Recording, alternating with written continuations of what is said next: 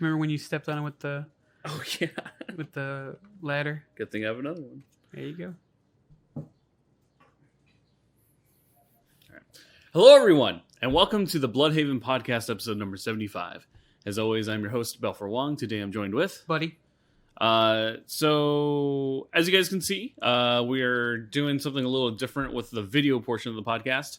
We're shooting with a different camera at a different angle, so we'll see kind of how this works. Hopefully, you guys like it.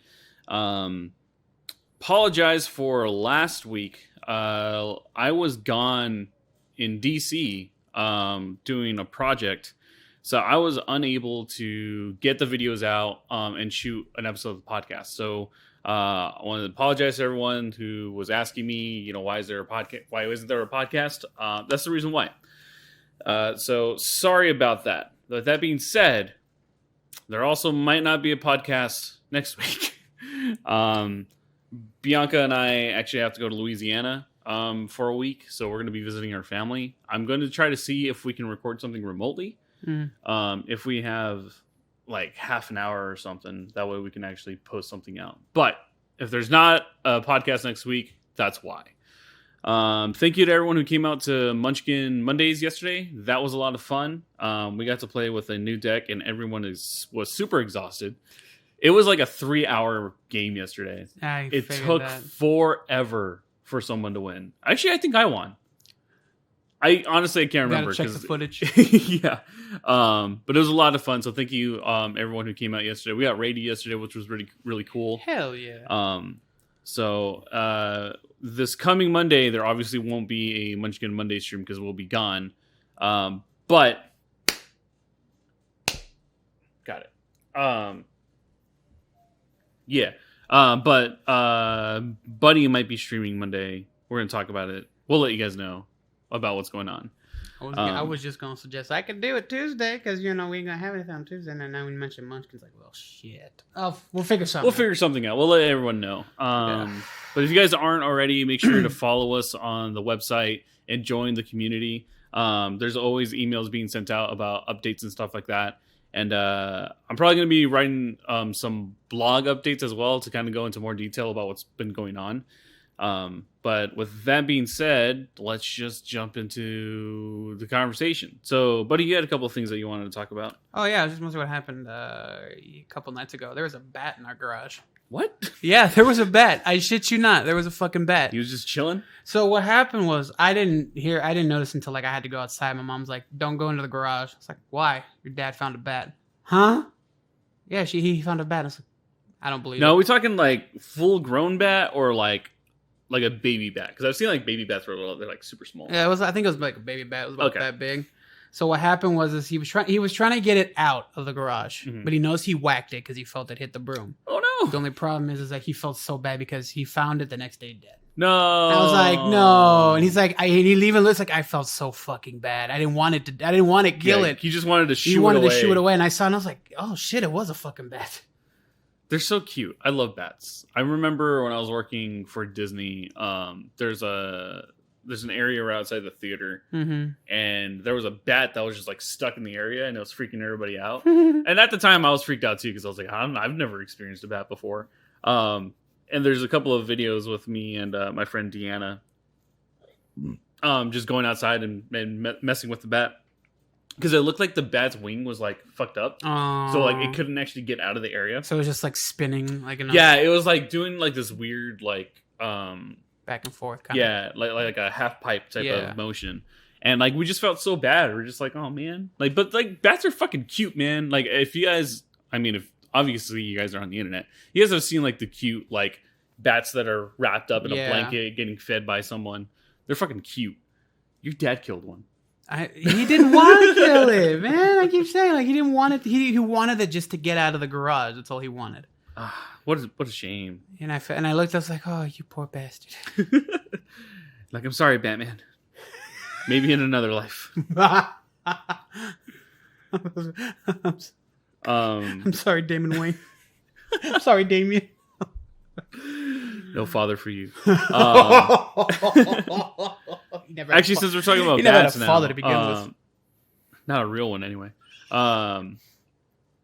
Actually, Nightwing 81 came out today, and I read it, and I'm really happy. So, like, obviously, you guys know that I'm a huge Nightwing fan, and I've talked about it before that there was this whole Rick Grayson thing that was fucking bullshit. But for the past 6 issues, I think, they've gotten a new writing team and new artists for it, and the story has just been amazing. I commend these new writers because they're kind of like going to like the heart of a character, and because of that, this specific writer is taking on a new project, a Superman project, but it's not your traditional Clark Kent. It's Superman, but his son. So his son is now taking the mantle of Superman. Okay. So his name is Jonathan Kent, and it's going to be a brand new series, which I cannot wait to read. I think it comes out next month. Because for those who don't read comics, comic books only come out either once a month or twice a month. Just because it takes so much time for them to be created. Like the art takes forever and stuff like that. So like Nightwing is a 1 month or once a month issue. So which is why I don't talk about it too frequently. But I'm really excited for the Superman one because it looks good, and like this writing team has been phenomenal. He's also one of the writers that helped with what's it called? It's the one about like the future about Superman killing people. Injustice. Yeah, he was one of the co-writers for Injustice. So like the guy is like a fantastic. Do you think writer. with this issue they'll turn it into like a Smallville or no? I'm not entirely sure because so there's another comic book series called Super Sons, and it's about Damian Wayne and Jonathan Kent, like their friendship. And to me, that was more of a Smallville-esque story because it's like a coming of age story, like them trying to figure out their powers and their whole dynamic. Yeah. This sounds like it's going to be like classic, like OG Superman. Comic where like he already has his powers and he's just trying to figure out where like how to use them, like how to use them for the benefit of everyone else. So, but it sounds like Clark Kent is going to be a huge influence in the story too. So, if you're comic book lovers, like check it out. Like I think in terms of DC's lineup, I think they have fantastic stories right now. I've been trying to jump into like the Marvel stories and I'm just not captivated so far. That's fine. Everyone has their own little click. That too. But yeah, I highly recommend going to check those out.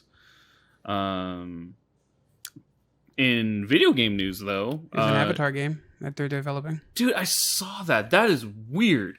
10 years, all of a sudden just like boom. It's so bizarre that like now they're capitalizing on Avatar. Like I don't. It's such a weird thing to me because like you know Conrad and I have talked about it with like how Frozen has exploded, like how like they didn't take too much time to be like okay fuck it like make Frozen merchandise, make Frozen everything. It's just so weird that a movie that is 10 years old now they're like all right let's develop all this stuff for like even in Disney World making the like Avatar area in the Avatar land and stuff like that. Maybe I see it as like what they probably wanted to do 10 years ago probably wasn't available, or just like it wouldn't have been like a good thing to push out.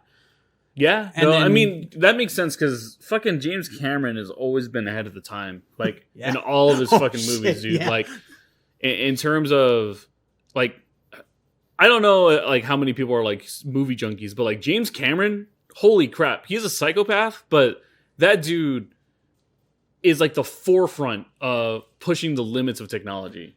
If you guys have never seen the behind the scenes for Avatar, I highly recommend it because it was one of the first full 3D scanning cameras that they used, and this camera rig was stupidly big because the concept of the way that they did it, one, it was a CGI film, but it was shot in 3D. Shit. So what they had to do was think of like those classic camcorders that are like this fucking big, like shoulder cameras, but think of 2 of them.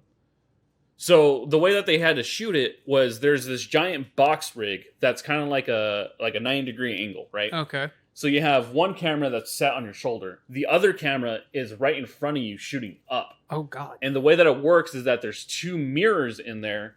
So it takes both shots and it layers it in a high def format. So that's the way that it used to work. Like now there's like an individual camera where there's 2 lenses and shoot. But at the time when they were filming Avatar, they had these giant fucking rigs when they were trying to shoot it. Along with virtual reality headsets to kind of get the depth of feel for the soundstage. God, can you remember VR headsets 10 years ago? The old school ones? Fucking Christ, man. I was actually watching it was like a Defunct Land video. And they were showcasing some of like Disneyland's like past inventions.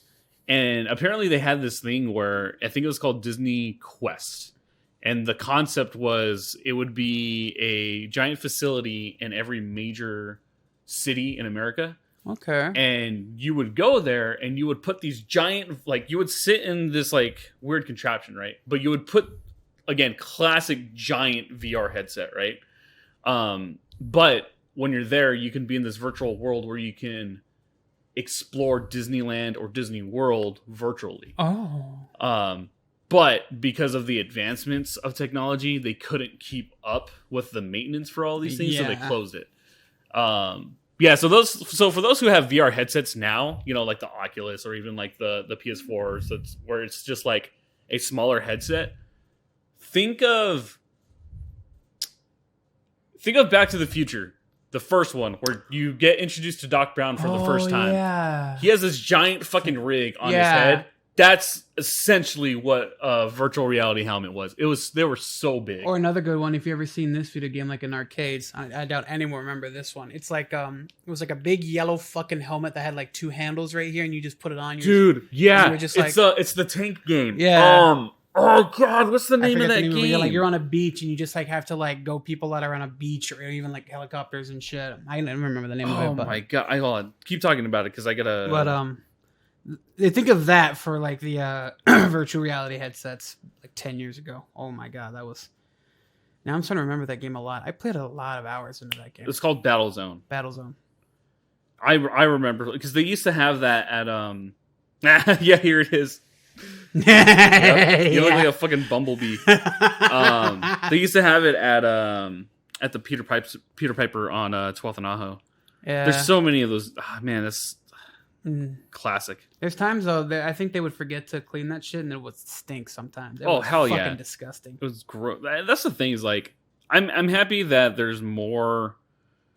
And I think this is the one thing that I'm happy with COVID is that there's more conscious cleaning with everything that's going on.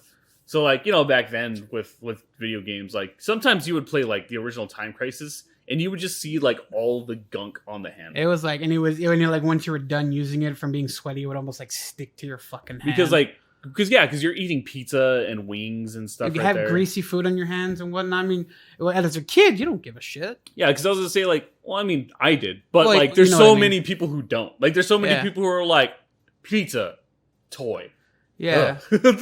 And then they won't necessarily clean it until like it's all close to closing time, unless it's like someone pukes somewhere. That's a different story. Yeah, but that's why I'm happy that like now like there's more people cleaning and stuff like that. I want to go to Dave & Buster's soon. That way, you know, I miss playing arcade games so bad. I wonder if they have anything new in there. I just want to play the Halo game. That Halo game is super fun. That's true. The Halo game is fun. But yeah, if you guys haven't gone to an arcade lately, no one's gone to arcades lately. Go to Dave & Buster's. Like, if you're an adult, go to Dave & Buster's. You'll feel like a kid. Yeah. Shit's fun. Like, have a couple of bevs. Couple of bevies, you know, just enjoy the company. Yeah. Yes. When's the last time you've been to Dave & Buster's?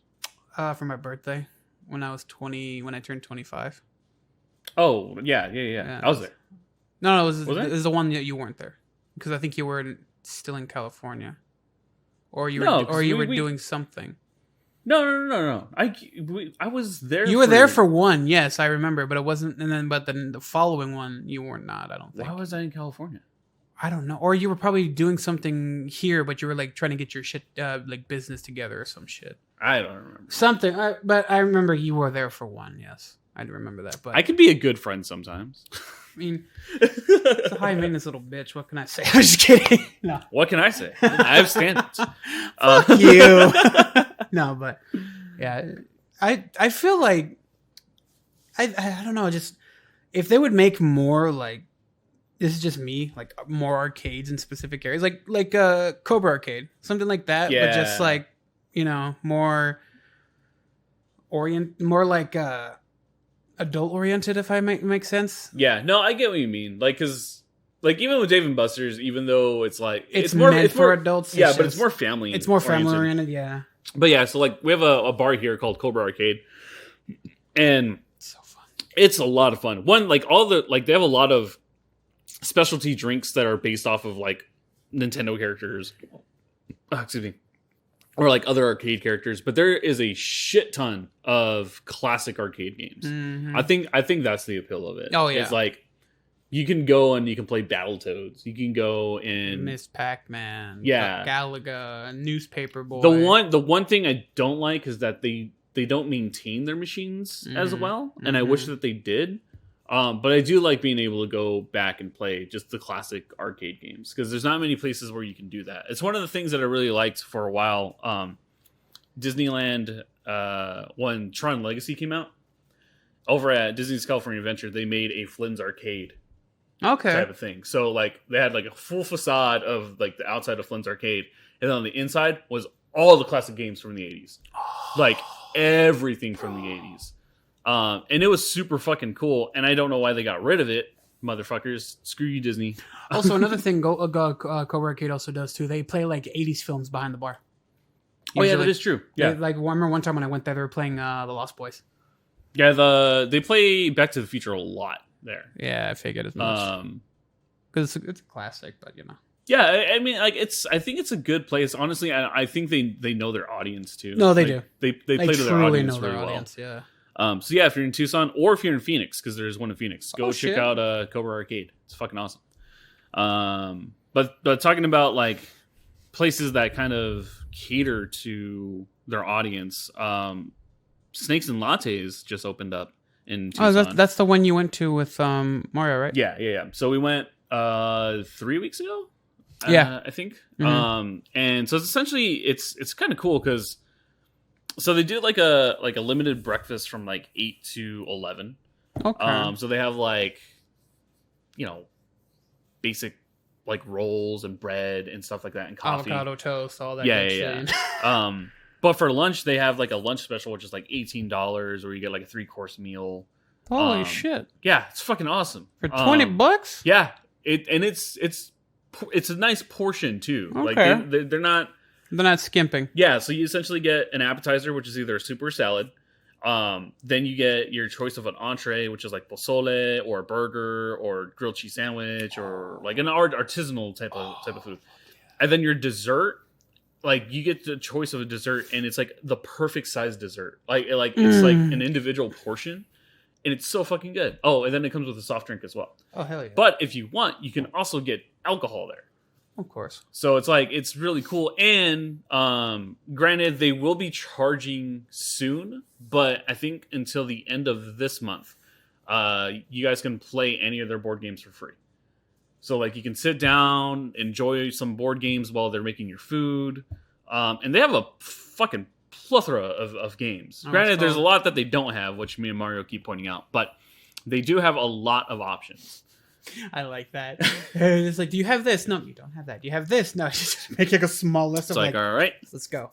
Y'all suck. No, it's actually really cool. I mean, one of our biggest complaints was that the food did take, in our opinion, too long for it to actually come out. Mm-hmm. But I do like that everything's made fresh. Yeah. So like that is a plus to me. Like I think that's why they give you the games, because they know it probably take a bit. So it's like you got something to entertain yourself with, and you can lose a bit of time. It's like, oh shit, food's here. And granted, like they just opened, so I'm sure they're trying to get like their stuff figured out and trying to get the flow going. Yeah.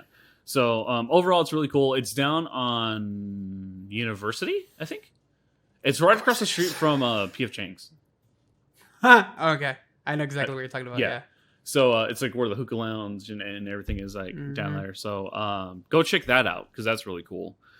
I want to go back soon. That way I can try a little bit more in their menu. Because like I said, like $18 for that. Yeah, not bad at all. Yeah, dude, not bad at all. That's great. Yeah. Well, I'm also trying to figure out like some other cool local places to hit because you and I talked about it. And we're gonna be doing another side project. But B and I just checked out this Mexican restaurant down here on Fort Lowell. Can't remember what it is called, but they have some bomb ass tacos. Like their menu isn't like super big. But like the flavor, like the flavor profile is so delicious. And it's going to come to the running theme. They know their audience. It's true. It's you know why I know it's true? Because they have 2-for-1 margaritas. That's how I know that they know their audience. Fuck yeah, dude! And their margaritas, so they have a $7 margarita, right? Which is like your standard like tall boy, Oh yeah. But then they have the $12 margarita, which is fucking massive. It's probably the size of your head. I'm not joking. This thing is like, think of like the umbrella cocktail, right? Oh my god! It's literally this fucking big. And you know how like normal margaritas, they'll like shove like a shit ton of ice in these things? No, they'll probably have it about like halfway full of ice. Oh no! And then just all margarita. Me and B got it, and like I told her, I'm like, they're fucking massive. Like they're really, really big. And she's like, no, it'll be fine. They got there, she was like, I'm not gonna finish this. No, she finished it. Oh shit! Oh god! She made a point to finish it. She was determined. Yeah, it was, but it was really cool. Like I really, really kind of enjoyed reminds you it. of like Yard House, so they have like the yard beers. I have never been to Yard House. Is it any good? We've been there twice, from what I can remember. The food's good. The beer, their beer selection's not bad either. Of course, their whole gimmick is like of a yard beer, which basically is like a fucking cup. It's about from one end to like almost up here to roughly be about a yard, quote unquote. Oh, okay. Is it like the thin boys? Yeah, very thin boys. Like has a rounder base, but then it's like thin going up. I think I've only had one of those in Vegas once. I think you get more bang for your buck if you go to Dave and Buster's and you get like the big thing you get to have. You just refill it yourself. But of course, you need like 3 other people. What? That's a thing? Yeah, that's the thing. There's it shows it on their menu. It's like you get but it has to fill with. Everyone has to agree what specific drink they want in it. Yeah, and then they have to have at least 3 to 4 people with you. And you just have that there the entire day, and you just like fill it up. What's your dad doing today? He's probably asleep right now. Be like, let's wake him up. Let's go to Dave and Buster's and let's do this thing. Hey, Dad, what? You want to go day drinking? Why? Oh, it's a company project. Yeah, it's we're doing it for science. We're making content out of it. We're doing it for science. Is it called? Wait, what? So it's a beer or is it a booze free? No, not booze free. It's a booze thing. I forget what it's called. Cocktails? No. I don't know if they still do it or not, but it's like its own little individual tank. I don't know if it'll show it in the menu. Probably not. But it used to. That's freaking sick though. But yeah, you have like it's like the that one drink that at the tiki bar downtown where it's like you have to have like at least 2 people. Oh, the fish bowls. Fish bowls. It's kind of like that, but of course it's bigger. I'm assuming because they have like 6 different types of liquor in there. Oh yeah. That's pretty cool. Yeah, you can have 1 AMF and you'd be fucking gold. See, that's why it's annoying to go drinking for me because like I have to have another person usually, or because like 1 AMF doesn't do it for me. Like I have to have like 4 or 5 AMFs to like really feel it. Yeah. So it's like if you're taking me out on a date, I'm an expensive ass date. Yeah, he is. Like for liquor. Yeah, he is. Like he's not exaggerating. Yeah, like it takes forever. Like I wish, like a lot of my friends are like, "Oh, I've only had 1 White Claw and I'm already feeling buzzed." I'm like, "Bitch, I wish I was like that." Right? Like, God, that's a dream right there. It's like, I had 1 White Claw and I feel so tipsy. Me over there with like 4 fucking 40s and then just starting on a bottle of liquor. Yeah, totally. Actually, that's so. I wanted to ask you because obviously you lost a lot of weight. Yeah. has that changed your tolerance for alcohol, or is it kind of like still relatively the same? I know for a fact that it has changed my tolerance a lot. For the fact of, I remember one night I was like, fuck it, I want to have at least a night of just drinking on my own. I fucked up hardcore. So I first started off with Tito's, because that's what we had in the house for right now. Vodka, baby. Yeah, with a couple of my like sparkling ice drinks. You know, mix it with that and everything else. And then I decided to have straight tequila. Oh, God. Why would you do that? Because I hated myself. So I had about maybe like that much inside the cup each time. And I did that twice. And then the rest of the time I was just drinking nothing but vodka. I puked.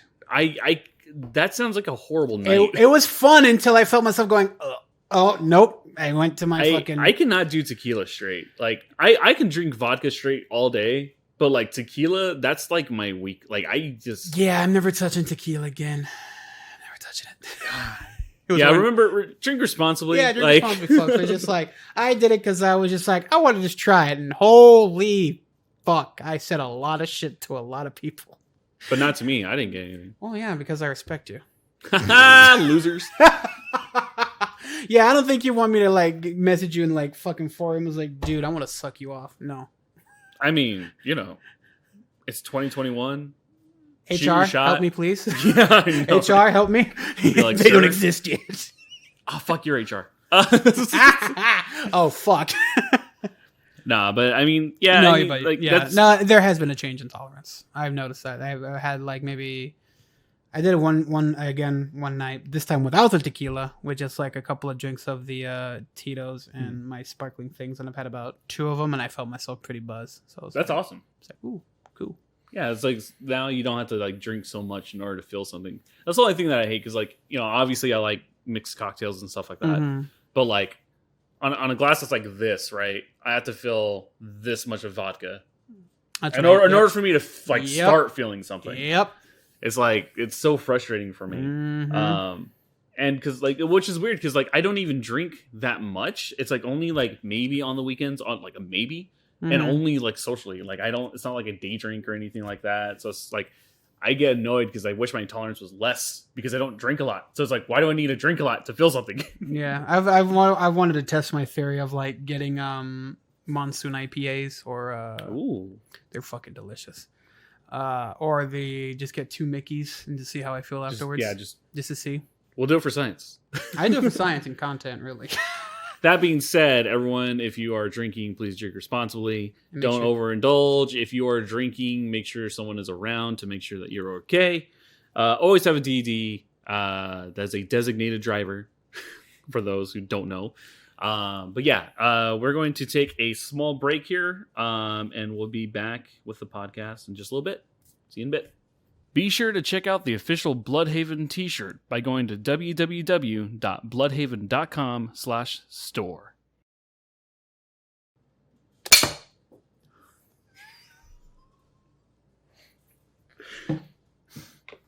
My life right now is falling apart. I don't know. That was, what the fuck, dude? Like, I don't know what happened. Neither do I. It's okay. Welcome back. So I wanted to talk a little bit about some gaming news because so for those who don't know, Nintendo is having their E3 presentation. They call it Nintendo Direct. I remember that, yeah. So there has been a couple of game announcements coming out as we've been recording. They showcase a new trailer for Breath of the Wild 2. It's the new Zelda game that's coming out. It is set in the past from the first game, so I immediately have reservations about it. Well, I mean, to be fair, the entire Zelda series in and of itself is just alternate universes and dimensions that either cross over or don't. So it's just one jumbled thing of just prequels. Kind of. I mean, like, they came out with an official timeline, and it's a mess. It is a mess. I try to watch a video of it. I didn't mean to cut you off, but I try to watch a video of it of like some guy explaining it. Even he's over here like, wait, what? Yeah, like even Zelda fans, like, it's a little frustrating because like there's essentially three different timelines where the games go off of, and I think this is second timeline, I think. I think so. I don't know. Because what's weird is the timeline they split where Ocarina of Time is at. Like Ocarina of Time is like the central point. Yep, and then that's where they split. Where everything goes off. Because you have 3 possible options. Link dies. Link succeeds. And something else. And I think this one of them has to do with Shadow Link. I don't remember. Yeah, I can't remember. Anyway, like it's just Zelda is a whole conversation on its own. But what I was trying to get at is like this is one of the first games that is within its own timeline, and it goes backwards. Because for those who played Breath of the Wild, you know that when you start the first game, there's this whole story about how you're a reincarnation of the hero of time, like back when it's called like the calamity happened. So like they like throughout the game, you're getting all this different information about the past. Breath of the Wild 2, you're playing through that. Okay. So obviously, me who hates prequels, I'm like, but the game looks fun. It looks like they're bringing a lot of different dynamics to the game. Obviously, there's probably going to be some cool plot twists and stuff to it, but I think the only reason why I have my reserves is because I know how it ends. Mm-hmm. Like that's the reason why I don't like these games is because it's like you know where it ends. Yeah, and you know you can make the argument. It's like, well, you know, it's about the journey, not the destination. Fuck you. But sometimes I feel like because you know the destination, it makes it less enjoyable. It makes it less. Because it's like, you know, like, so say for instance, like you meet a character in a game where in the previous game, you know, ends up dying, right? You're like, oh, well, like, why am I going to invest this much time into this character if I know he's going to die in some bullshit manner or, you know, melodramatic way? Like, for me, that's where storytelling gets a little wonky. Because you're at least to me, it's like, well, I'm not going to invest the time into this character just because I know they're dead, you know? But, you know, everyone's fucking hyped about it. Everyone is like talking about it on Twitter. It's been like blowing up like crazy. For Nintendo games, are there any like Nintendo properties that like you are like excited for? Well, yeah, like has there ever been like a franchise of Nintendo that you really, really enjoy? Oh, shit. Well, recent, not really, because ever since I got the Nintendo Wii, my interest for Nintendo kind of declined. Oh. It sounds like bad, I guess. However, that's just how it was. I mean, I technically grew up with Nintendo with the GameCube. That's been my thing the entire time. And the only reason why I liked Wii is because you could play GameCube games on it. So it was like, hell yeah, recycle, reduce, reuse kind of ordeal. It's just like, it keeps moving on. And then after a while... And then the Wii U came out. And you couldn't do shit with it. So I was like, nope. So I had the Wii for a good while. I enjoyed the hell out of that. I think my favorite series out of that was Red Steel. Red Steel. That's a game I haven't heard of forever. I remember when they like talked about it in one of the E3 conversations. I remember I played the first one. That shit was fucking fun. It was great. And I played the second one, which is kind of like a spaghetti western apocalypse kind of ordeal. Yeah, I remember that one. It needed like that extension motion thing for it, but it was so cool. To me, I thought it was cool. I thought it was great. And then, you know, you always had like the weird ports for the Wii as well. Like I remember I got World at War for the Wii. That was I forgot World at War came out. Yeah, because World at War came out on the 360, huh? Mm-hmm. Wow. It was a weird port. Most of it just... I almost got it because it's like, oh, I wonder if they put zombies in it. No, they didn't. They completely removed that. Just some of the stuff just did not feel right. Right, they had to remove zombies because Nintendo has a thing about blood. Look at Resident Evil. But that's technically Capcom. Yeah. But yeah, no, they have they technically have a thing when it comes to... I'm thinking like stuff back then too, like with the violence and everything. Nintendo like, was like hardcore, just like, no. Yeah, because thinking back to the Wii, I don't think there were any Resident Evils on the Wii. No, it wasn't. There was on the GameCube. GameCube had 4. No, actually, no, there was Revelations. You're right. On the Wii. You're right, there was. I remember that because it was a shitty fucking port. I hated it. And I've like ever since when I see it like on Steam and now and again, I was like, I'm not gonna play this. Why? I blame the shitty port for this. Yeah, there was a I used to play there's a Pirates of the Caribbean game that I played like religiously on the Wii.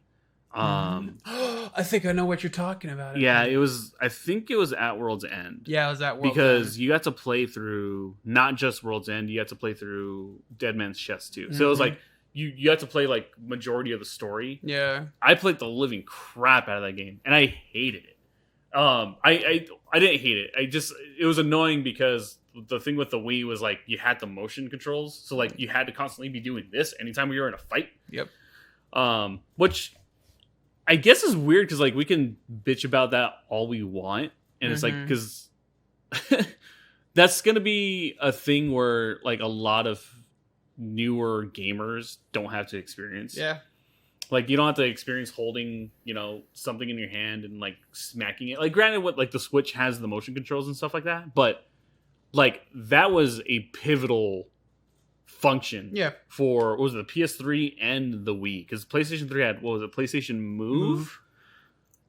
The fucking dongle. The thing looked like a goddamn like vibrator. It did. It looked like a vibrating wand. Just with like a freaking RGB at the end of it. But the one thing I guess you can say too was, at least with like Nintendo for the most part, they try to make the person whoever gets their item to be active as much as possible. That was like their kind of like their quote unquote gimmick.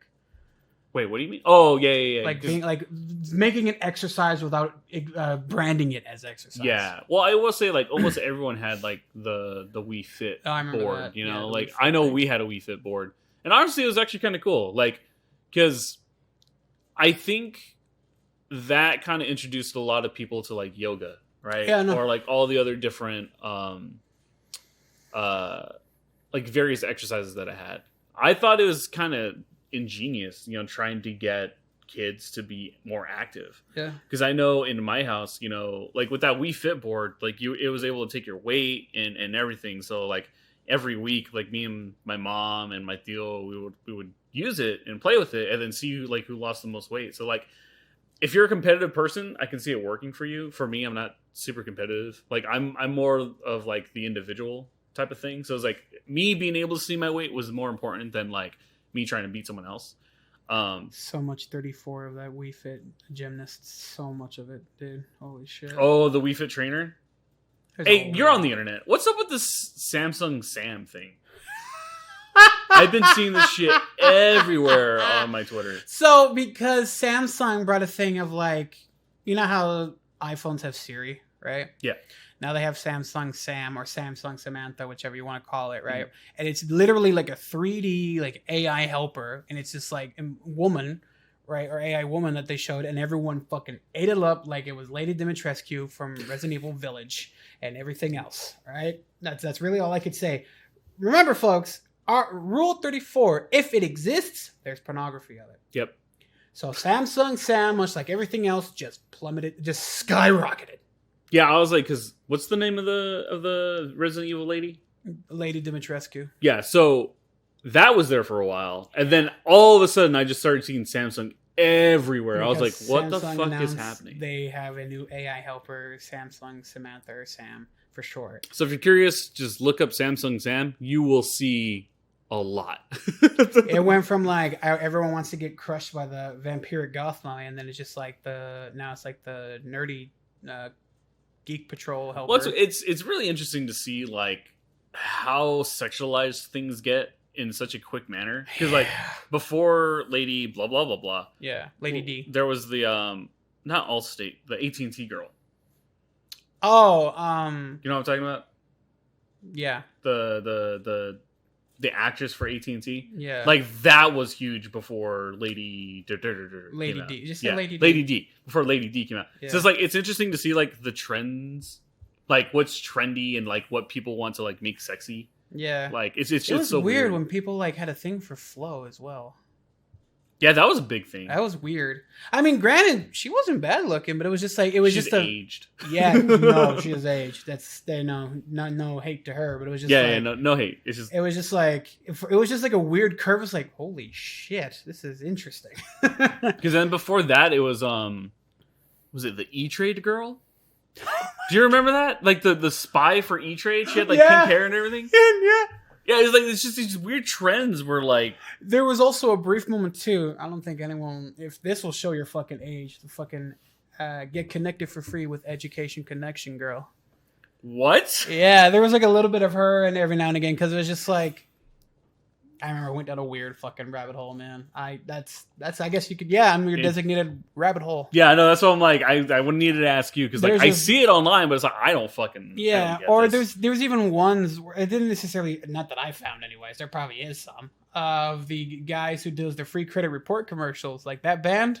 Oh God! Holy shit! People had like a thing for them and everything. And don't get me wrong. Their shit was catchy. Yeah. The fact that they like showed from like them at their job, quitting, and then like there's a story. There's a literal story that goes along with their like their commercial. Well, it's also interesting because like the internet does this weird thing where it's essentially just free publicity. It is. Like as soon as something takes off, it's like Samsung. Like Samsung only needed to make one announcement. And now it's everywhere. Everyone talks about it. It's so weird that the internet can do something like that. Yep. With something so minuscule, you know? Yeah, no, really. Here's another perfectly good example. I forget the female's name from the Ratchet and Clank game. Oh, I never played Ratchet and Clank. But it's like this like female version of Clank. I forget her name. She was literally only on screen for 15 seconds, and the internet went with it. Really? There was so much 34 of it. Oh my God. 15 seconds, roughly. Somebody actually counted. It took just like a few seconds of them being on screen, and then everyone was just like... Well, look at all the art that came out of Banjo-Kazooie. Oh, God, don't remind me. Not Banjo-Kazooie. Crash Bandicoot. Oh, God. Because of fucking his girlfriend, right? Because his girlfriend, like, weirdly is, like, a human? Like, she's not a human, but she looks like a human. She's more humanoid than the rest. Yeah. Like, she's like hardcore. She's like in Daisy Dukes and a tight t-shirt with huge boobs, right? Yeah. Like, it's so weird that games and advertisements do this. We were actually watching a Carl's Jr. thing, and how like Carl's Jr. is like the king of over-sexualized advertisements. Because like everything they do is like, you know, model who's super skinny with huge boobs just being like, oh, I love things. Because they were talking about like the all-American burger, right? When it first came out, it was like a bacon, what was it? Bacon, cheese, grilled onions and whatever.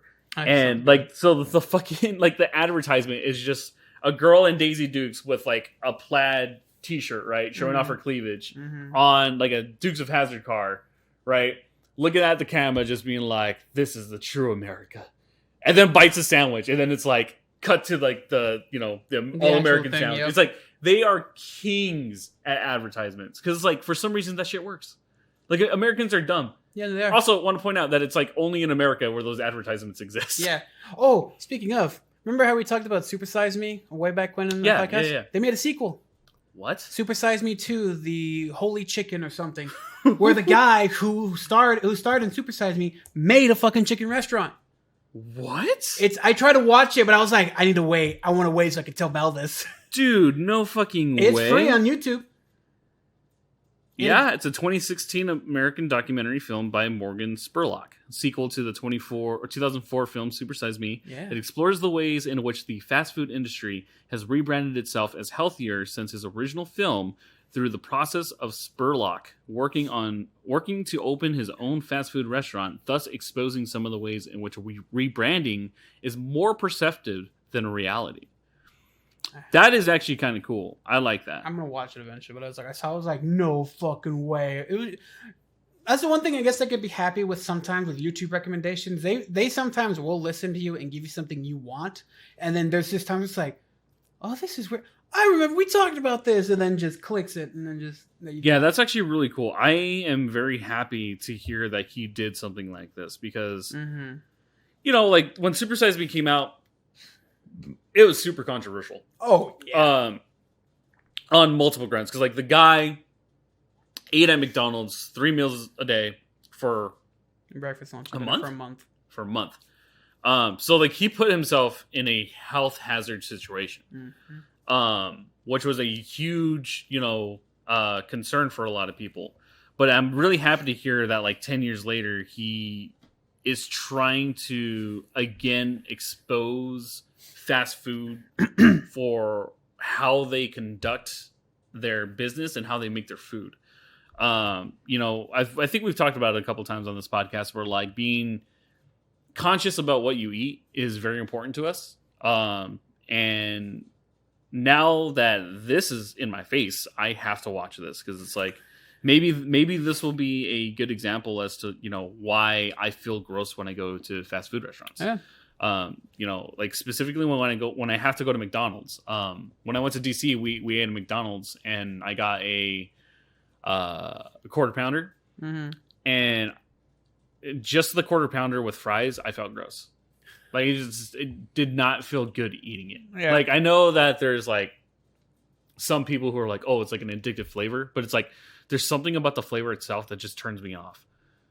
I can agree. And so like I want to watch this to see, if maybe there's something in some type of chemical compound that is there. But that's fucking cool. Like I did not know. I didn't know it either until I saw it. Yeah, does he have a Twitter? Maybe I'll follow him on Twitter to see like what his updates are for documentary reasons and stuff like that.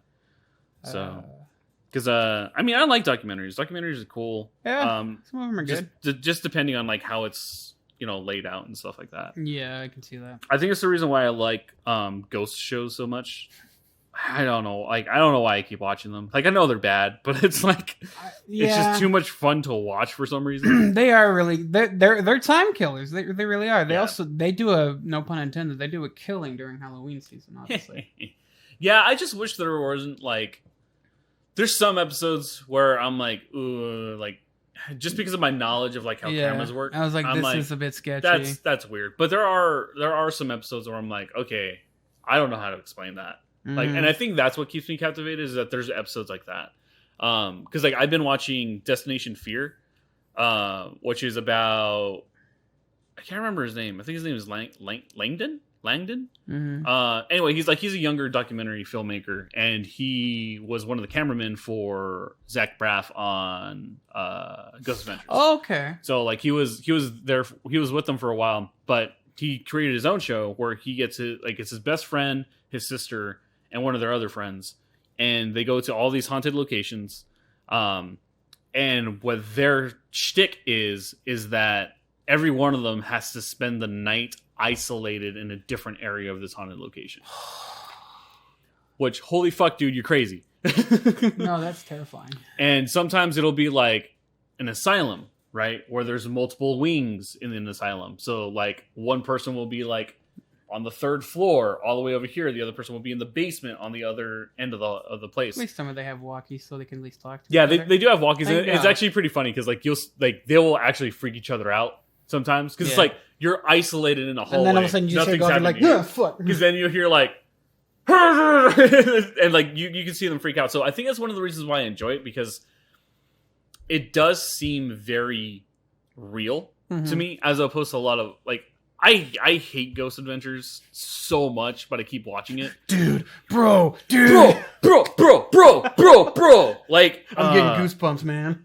Like, it annoys me because, like, as someone who's also an empath, like, I hate Zach with a passion.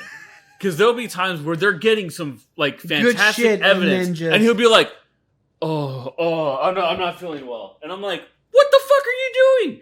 Like, I don't care if you're not feeling well. You guys are supposed to be investigators. Like, fucking suck it up and just get the evidence. Like, I think that's why it drives me nuts. Because they will be getting some really great evidence, and it's like, why are you stopping? And, for B, and I don't blame her, that's when she goes, well, because it's fake. Like, yeah. And I totally get that. Like, it makes it feel less genuine when you're just like, oh, I'm not feeling well, I gotta sit down. And then you stop the investigation, it's like, that's weird. That's sketchy. Yeah. But that's why I really like Destination Fear, because like they'll be recording stuff, and they're getting freaked out because they don't know what the fuck is happening.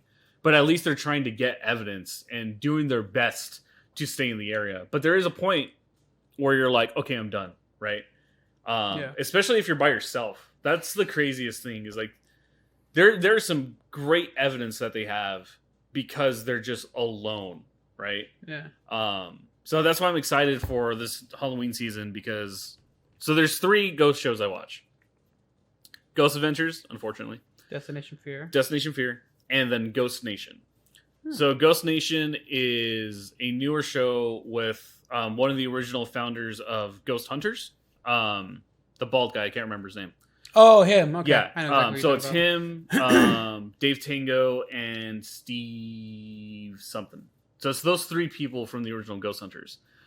They started a new ghost show, and what I really like about this one is, one, they're not over dramatic. Yeah. Like, they're very like, hey, this is happening. Like, did you see that? That's crazy. Which, again, that makes me feel a little more real. Because, one, these guys are fucking... They're veterans in the ghost field, right? Remember when I didn't mean to cut you off, but I was like, remember when Ghost Adventures, like, their whole shtick was, like, they were just amateurs? Like, they were, like, they had, like their main job, which was, like, what, plumbing? Yep, it was plumbing. And then, like... They were rotor-rooters. Yeah. And then all of a sudden, then you see, like, their van change to being ghost hunters at night. I thought that was, like, the coolest thing ever. So, and actually, they actually talk about this, too, is, like, this is still their side gig. Like, of course. Steve is still a police officer. Oh, okay. So, like, there's times where he'll take time off to do this ghost show and stuff like that. But they still have, like, real jobs. All right. I mean, makes sense. And that's why I really liked it. And me and B really like it. Because, again, it's like, they're not over dramatic when something happens. They kind of look at it going like, did you hear that? That's kind of weird. And then investigate it. And then talk about it. And then try their best to get as much evidence as possible. They also, when they're doing their infrared, which they don't do infrared in the show anymore, which I like because I feel like the infrared footage looks crappy. Yeah. And I never understood, as someone who's like experienced, supernatural stuff, I never understood why you have to be in the dark. You know, like all these shows, it's like they turn all the lights off and it's like, oh, you're in the darkness. And to me, I feel like when you're in the dark, you're going to imagine things that you see because you can't see it. Yeah.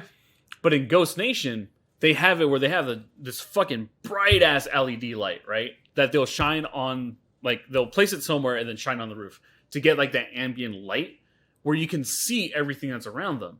So when something actually fucking moves or drops, you're like, that's crazy. Yeah. Like, and I think that's another reason why I like it so much because it's like, they're in the dark, but they're lighting the area for everyone to see. Yeah. So it to me, it feels way more genuine than all the other stuff. So there's 2 seasons of it right now. If you guys have Discovery Plus, you guys can watch all the shows that I just mentioned. Shameless plug for them, even though we're not getting paid for them.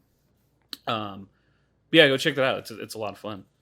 I just like ghost shows. I don't know what it is. Like you said, it's a good time killer. It is. It's a good time killer. But I guess we're coming up to the end of the podcast. So do you have any recommendations for people to go watch and see? Ooh, I think would have to be, because I'm still finishing it myself. It's called Sweet and Sour. It's a Korean movie where like this guy who ends up getting jaundice falls in love with his nurse. He's a big dude and he kind of like shows him getting, better in life.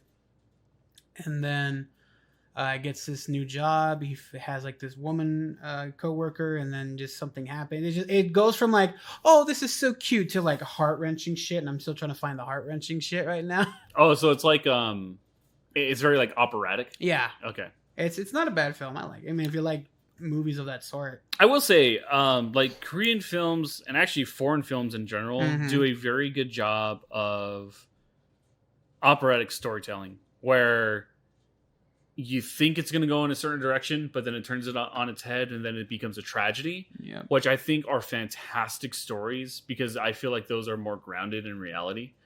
I'm looking at you, America. Get your shit together. Give us gut-wrenching movies. But that's cool. So Sweet and Sour. It's on Netflix. It's on Netflix. Go check that out. My recommendation, if you guys have HBO Max, is going to be In the Heights. I have some opinions about the film.